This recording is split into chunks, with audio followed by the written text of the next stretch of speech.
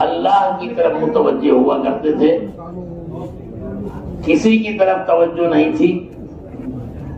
اپنی کوئی بھی چھوٹی بڑی ضرورت ہو، لا ينظرون الى المخلوق، ان کا حال یہ تھا کہ وہ مخلوق کی طرف دیکھا ہی نہیں کرتے تھے.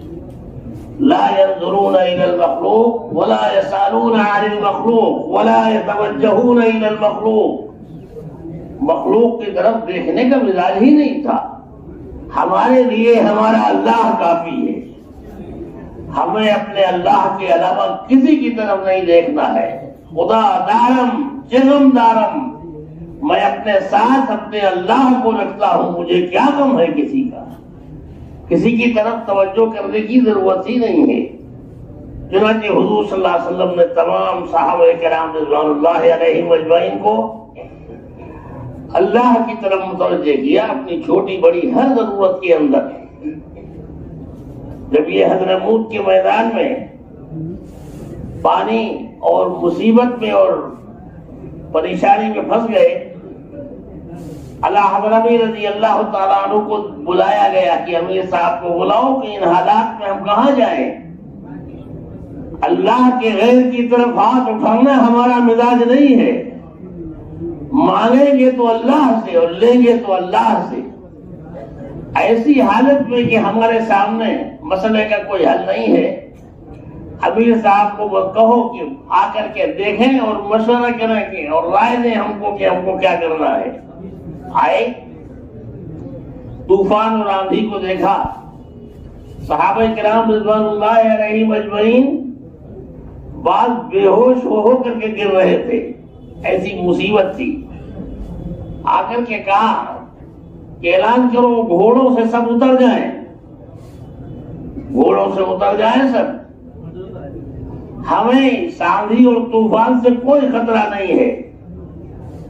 ہم کو ہمارے نبی صلی اللہ علیہ وسلم نے ان حالات میں اللہ سے مدد لینے کا طریقہ سکھلایا.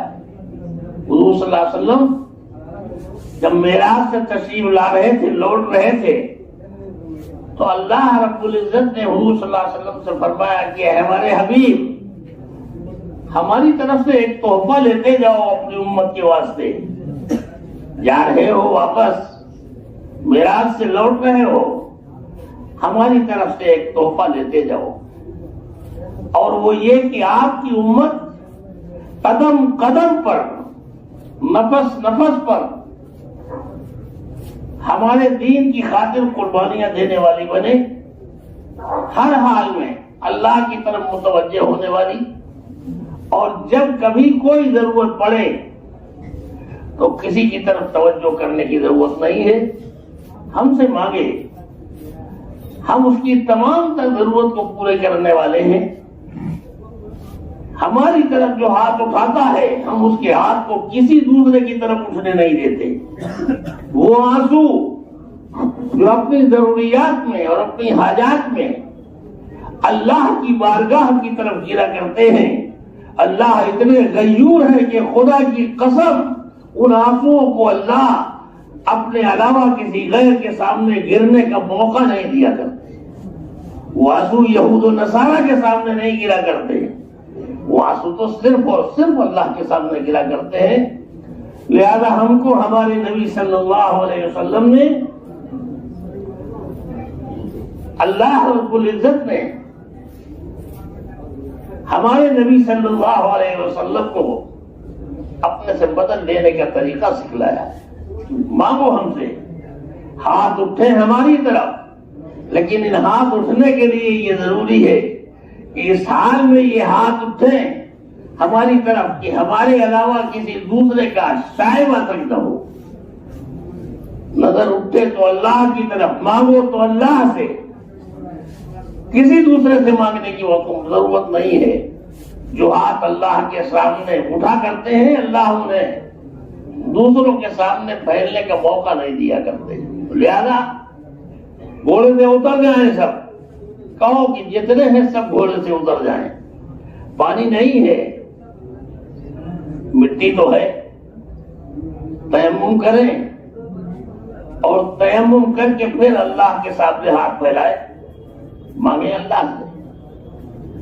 صحابہ کرام رضوان اللہ علیہم اجمعین اتر گئے اپنے گھوڑوں سے اور تیمم کر کے نماز پڑھ کر کے اللہ کے سامنے ہاتھ پھیلائے، مانگا اللہ سے، اللہم انا نسألک من خیر، صاف مانگا اللہ رب العزت سے کہ اللہ ہم پیاسے ہیں، لغزشیں اور گناہ تو ہم سے ہوتے ہی رہتے ہیں، اس سے تو انکار نہیں، لیکن اس وقت ہم پیاسے ہیں، اللہ ہمیں پانی عطا فرما دے۔ تو اللہ سے مانگا، ہاتھ پھیلائے کہ اللہ ہمیں پانی عطا فرما دے۔